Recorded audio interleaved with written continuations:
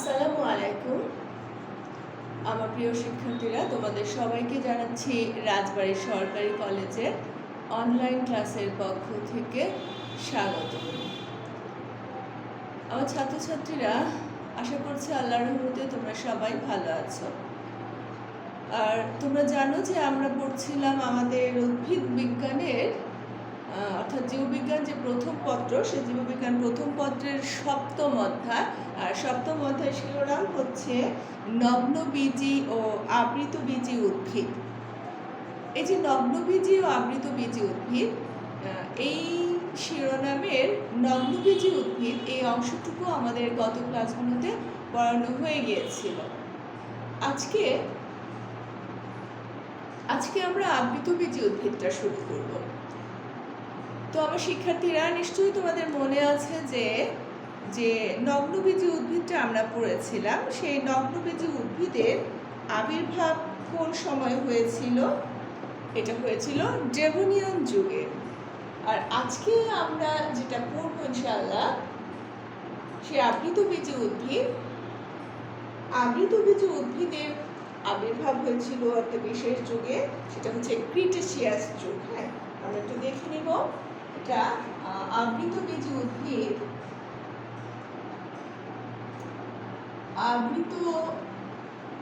উদ্ভিদের আবির্ভাব হয়েছিল ক্রিটেসিয়াস যুগে।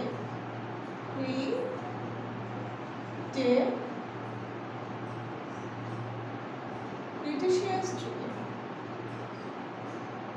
এখন এই যে আমাদের আবৃতবীজি উদ্ভিদ, এটার যে ইংরেজি যে শব্দটা আমাদের খেয়াল করো, হচ্ছে অ্যাঞ্জিওস্পার্ম।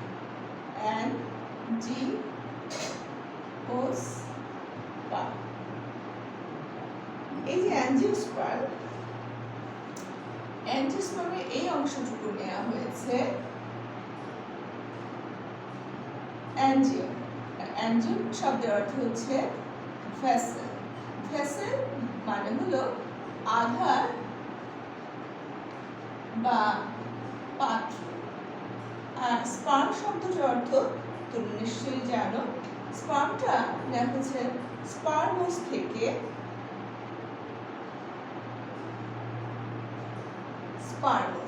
স্পার্মোস মানে সিড। সিডের বাংলা অবশ্যই জানো, বীজ। এর মানে বীজ রাখার যে পাত্র বা আধার, সেটাকে বলা হচ্ছে অ্যাঞ্জিওস্পার্ম। এ কথা মানে বীজ রাখার একটা পাত্র রয়েছে। সেটা কিভাবে সম্ভব? বীজ রাখার পাত্র, এর মানে আমরা দেখেছি যে আবৃতবীজি উদ্ভিদে বীজটা একটা পাত্রের মধ্যে, মানে একটা কোনো কিছুর মধ্যে থাকে, মানে একটা ফল দ্বারা আবৃত থাকে। তাহলে যে উদ্ভিদের ক্ষেত্রে বীজটা একটা ফল দ্বারা আবৃত থাকছে, সেই বীজযুক্ত উদ্ভিদকে বলা হচ্ছে অ্যাঞ্জিওস্পার্ম, অথবা এটাকে বলা হচ্ছে আবৃতবীজি উদ্ভিদ। এই যে আবৃতবীজি উদ্ভিদটা আমরা দেখে নিয়েছি, এটা ক্রিটেসিয়াস যুগে আবির্ভূত হয়েছে। পুরো পৃথিবীতে এই আবৃতবীজি উদ্ভিদের সংখ্যা রয়েছে 2,87,000। কিন্তু আমাদের এই ভূপৃষ্ঠে, মানে আমাদের এই বাংলাদেশে এই অঞ্চলের যে উদ্ভিদ বিজ্ঞানীরা রয়েছেন, তারা হিসাব নিকাশ করে বিভিন্ন পরিসংখ্যানের মাধ্যমে আমাদেরকে জানিয়েছেন যে এই ভূখণ্ডে বাংলাদেশ অঞ্চলে রয়েছে আবৃতবীজি উদ্ভিদের সংখ্যা প্রায় 5,000। আর এই আবৃতবীজি উদ্ভিদটাকে আবার এই যে আবৃত বীজ, মানে বীজ, একটু খেয়াল করো ব্যাপারটা, বীজটা হচ্ছে এখানে মুখ্য, যে বীজটা আবৃত বা অনাবৃত থাকলো কিনা সেটার উপর নির্ভর করে তো আমরা এটাকে আবৃতবীজি আর নগ্নবীজিতে ভাগ করলাম। আর আমরা এখন সরাসরি আবৃতবীজিতে চলে এসেছি। এই আবৃতবীজি উদ্ভিদটাকে আবার আমাদের বিজ্ঞানীরা তারা দুটো শ্রেণীতে ভাগ করেছেন বীজপত্রের সংখ্যার উপর ভিত্তি করে। সেটা হচ্ছে, একটা হচ্ছে দ্বিবীজপত্রী, একটা হচ্ছে একবীজপত্রী। এটাকে বলা হচ্ছে ম্যাগনোলিওপসিডা,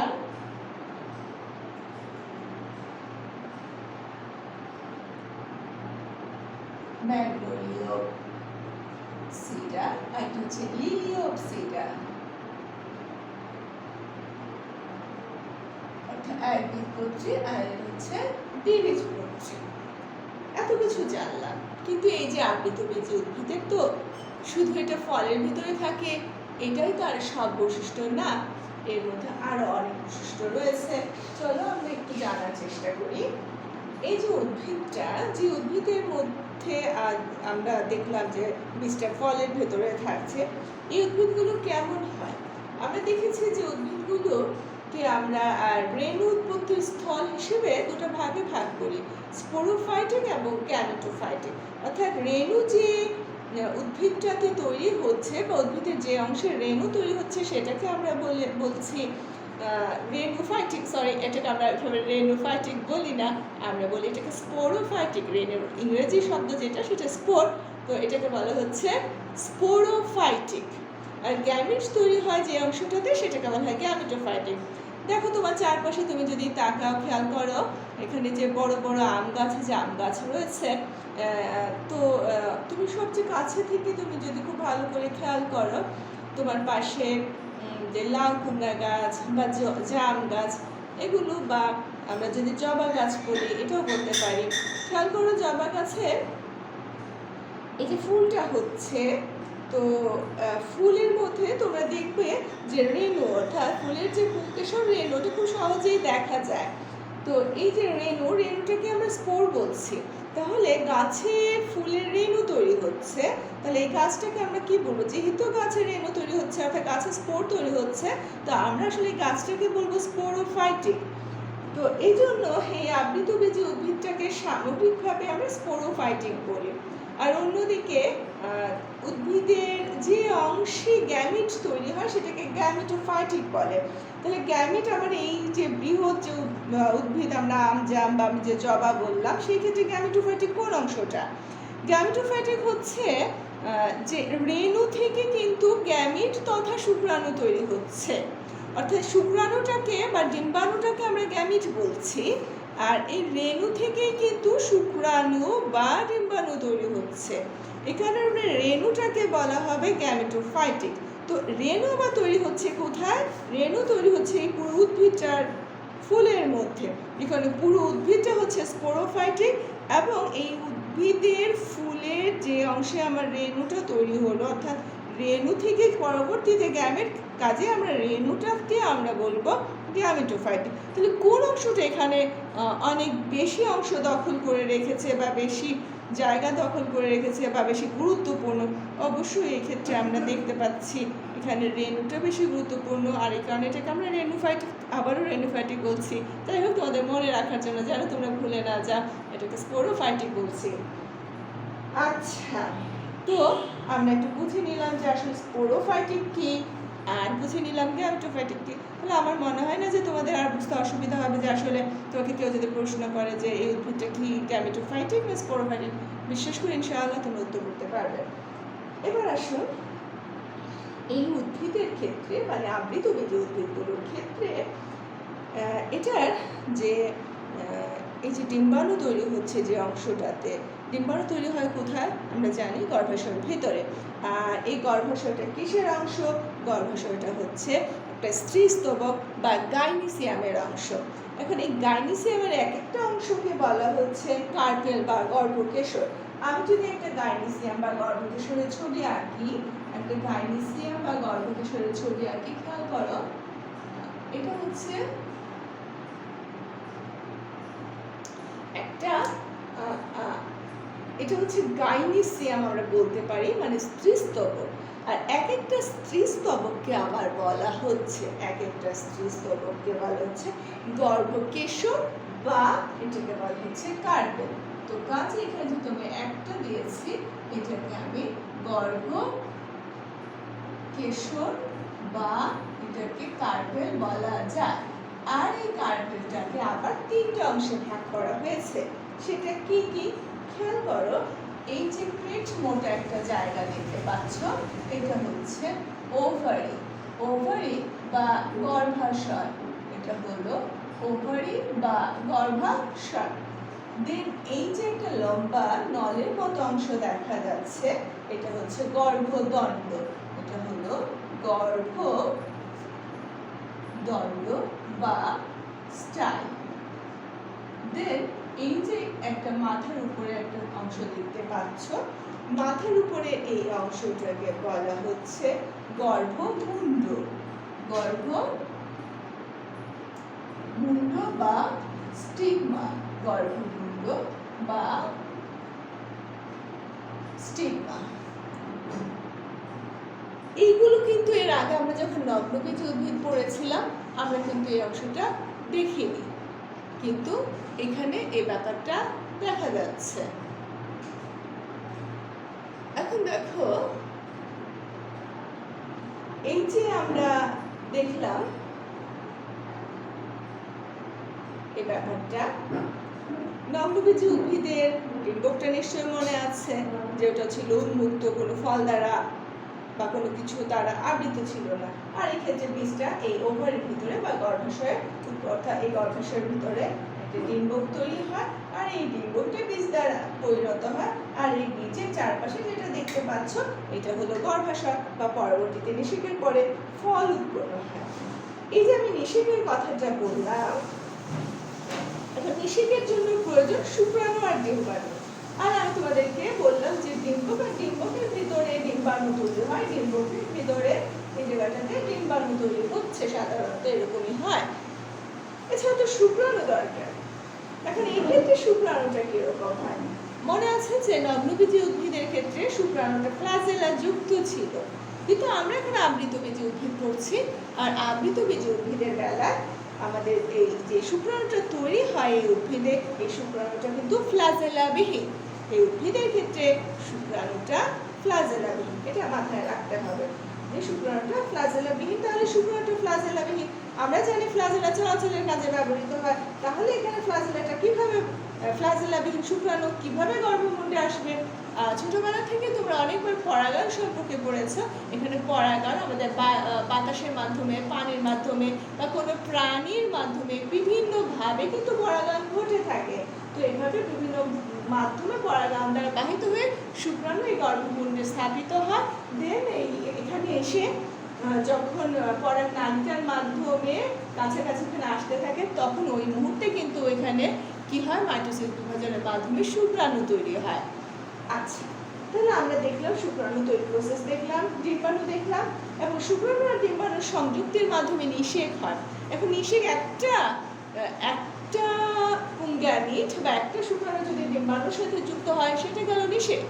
কিন্তু এখানে আমরা বলেছি মাইটোসিসের মাধ্যমে দুইটা শুক্রাণু, তো এই যে দুটা শুক্রাণু তৈরি হয়, এই দুটা শুক্রাণুর একটা তো ডিম্বাণুর সাথে যুক্ত হলো, আরেকটা শুক্রাণু এখান দিয়ে ধরো আমি এখানে দিলাম একটা পরাগরেণু, আর এই পরাগরেণুটা এই ভেতর দিয়ে বাহিত হচ্ছে, এই ভিতর দিয়ে এখান দিয়ে আসছে।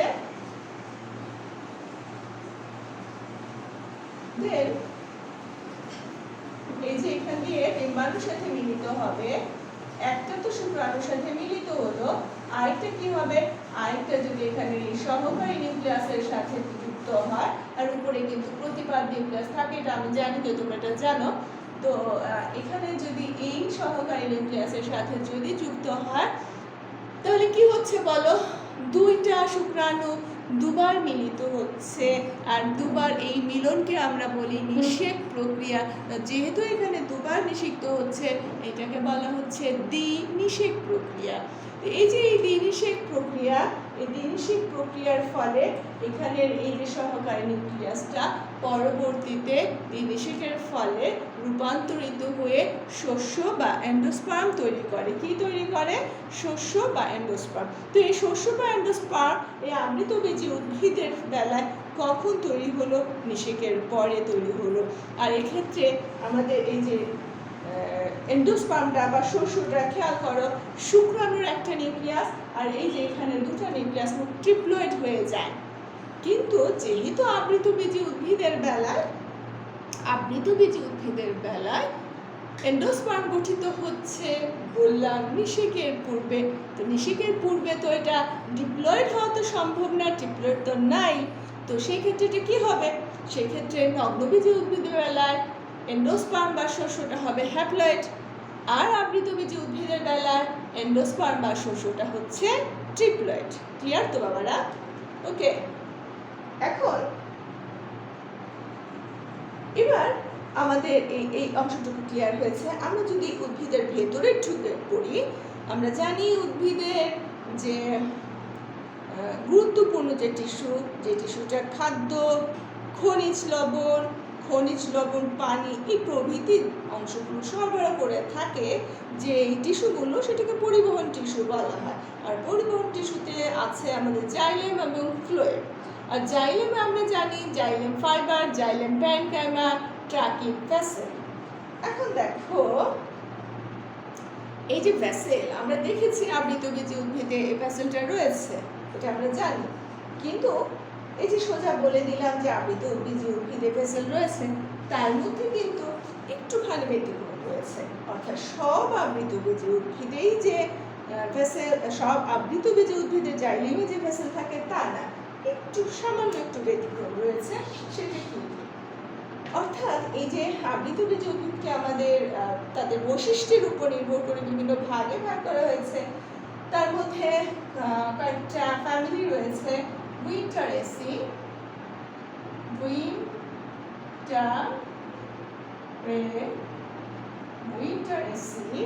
রয়েছে টেট্রাসেন্ট্রাসি,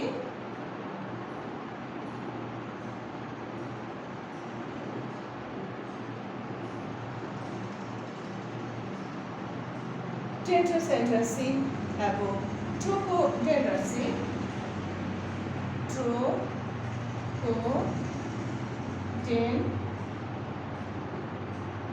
এই ফ্যামিলিগুলোতে, অর্থাৎ এগুলো কিন্তু আবৃতবীজী উদ্ভিদের, হ্যাঁ, এগুলো আবৃতবীজী উদ্ভিদের পরিবার।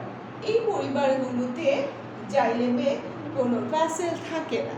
তাহলে ব্যাপারটা কি হলো, যে আমরা জানলাম যে আবৃতবীজী উদ্ভিদের জাইলেমের যে চারটা অংশ থাকে, সাথে আমাদের চারটা অংশের যে একটা মুখ্য অংশ অর্থাৎ ভেসেল সেটাও থাকে, কিন্তু এই তিনটে ফ্যামিলিতে থাকে না।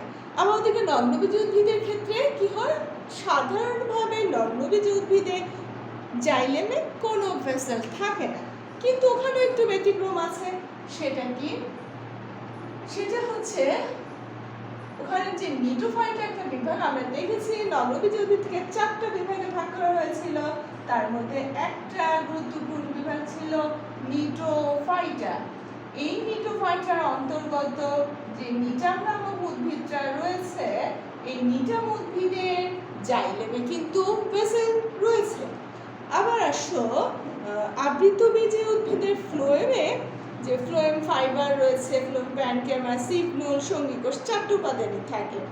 কিন্তু নগ্নবীজী উদ্ভিদে আবার এগুলো থাকে না তো বললাম ঢালাও ভাবে, ওখানে সামান্য একটু ব্যতিক্রম। সেটা কি? সেটা হচ্ছে নগ্নবীজী উদ্ভিদের এই যে ফ্লোয়েমে সঙ্গী কোষটা থাকে না। কি বললাম? নগ্নবীজী উদ্ভিদের ফ্লোয়েমে কোনো সঙ্গী কোষ থাকে না। এখানেও আবার একটু ব্যতিক্রম। সেটা কি ব্যতিক্রম?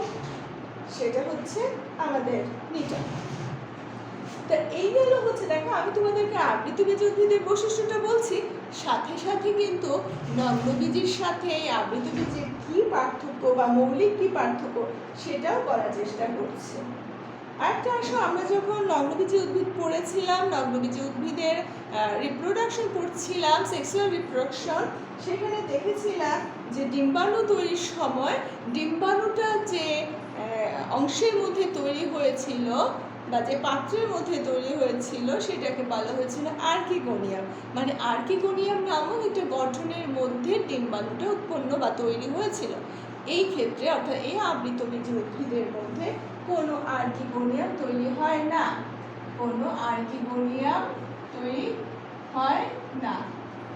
এই যে আর্কিগোনিয়াম এর আগে অর্থাৎ নগ্নবীজী উদ্ভিদের আগে আমরা যদি টেরিডোফাইটাতে যাই, সেখানেও কিন্তু আমরা আর্কিগোনিয়ামের উপস্থিতি দেখতে পাই। কোথায়? ওই যে টেরিডোফাইটাতে, যে টেরিডোফাইটার যে গ্যামেটোফাইটিক অংশ রয়েছে, হার্ট শেপ, হ্যাঁ, হার্ট শেপ যে গ্যামেটোফাইটাটা ছিল, যদি ছবির এইটুকু অংশ মুছে ফেলি, ওখানে যে হার্ট শেপ যে অংশটুকু ছিল, ওখানে কিন্তু আমি এরকম করে দেখিয়েছিলাম বলেছিলাম যে এখানে এরকম করে কি রয়েছে, আর্কিগোনিয়াম রয়েছে, আর নিচে ছিল অ্যান্থেরেডিয়াম। তো এই যে আর্কিগোনিয়াম, এখান থেকে ডিম্বাণু তৈরি হয়েছিল, আর এখান থেকে শুক্রাণু তৈরি হয়েছিল। এর মানে নিম্ন শ্রেণীর উদ্ভিদগুলোতে ডিম্বাণু তৈরির জন্য যে একটা অংশ রয়েছে সেটা ডিম্বাণু, সেটা আমরা নগ্নবীজী উদ্ভিদেও দেখেছি। কিন্তু এই আবৃতবীজী উদ্ভিদের বেলায় এখানে আমরা কোনো আর্কিগোনিয়াম দেখতে পাবো না। এটাও কিন্তু এই আবৃতবীজী উদ্ভিদের একটা বিশেষ বৈশিষ্ট্য।